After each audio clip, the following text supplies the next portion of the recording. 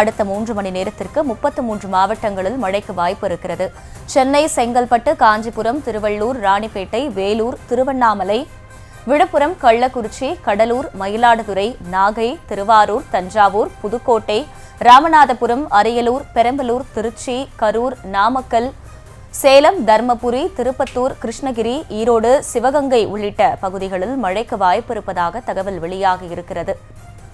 மதுரை, திண்டுக்கல், குமரி, நெல்லை, தூத்துக்குடி, தென்காசியிலும் மழைக்கு வாய்ப்பு இருப்பதாக தெரிவிக்கப்பட்டிருக்கிறது. தமிழகத்தில் அடுத்து வரக்கூடிய 3 மணி நேரத்திற்கு, அதாவது காலை 10 மணி வரை திருவள்ளூர், ராணிப்பேட்டை, வேலூர், சென்னை, செங்கல்பட்டு, காஞ்சிபுரம், திருவண்ணாமலை, விழுப்புரம், கள்ளக்குறிச்சி, கடலூர், மயிலாடுதுறை, நாகப்பட்டினம், திருவாரூர், தஞ்சாவூர், புதுக்கோட்டை, ராமநாதபுரம் ஆகிய 16 மாவட்டங்களில் இடி மின்னலுடன் கூடிய மிதமான மழைக்கு வாய்ப்புள்ளதாகவும், அதே போல புதுச்சேரி, காரைக்கால் ஆகிய பகுதிகளிலும் இடி மின்னலுடன் கூடிய மிதமான மழைக்கு வாய்ப்பு இருப்பதாக சென்னை வானிலை ஆய்வு மையம் தெரிவித்திருக்கிறார்கள். அதே போல அரியலூர், பெரம்பலூர், திருச்சி, கரூர், நாமக்கல், சேலம், தர்மபுரி, திருப்பத்தூர், கிருஷ்ணகிரி, ஈரோடு, சிவகங்கை, மதுரை, திண்டுக்கல், கன்னியாகுமரி, திருநெல்வேலி, தூத்துக்குடி, தென்காசி ஆகிய 17 மாவட்டங்களில் அடுத்த 3 மணி நேரத்திற்கு இடி மின்னலுடன் கூடிய லேசான முதல் மிதமான மழைக்கு வாய்ப்பிருப்பதாக சென்னை வானிலை ஆய்வு மையம் தெரிவித்திருக்கிறது. ஒட்டுமொத்தமாக காலை 10 மணி வரை 33 மாவட்டங்களில் தமிழகத்தில் அடுத்த 3 மணி நேரத்திற்கு மழைக்கு வாய்ப்பு இருப்பதாக தெரிவிக்கப்பட்டிருக்கிறது.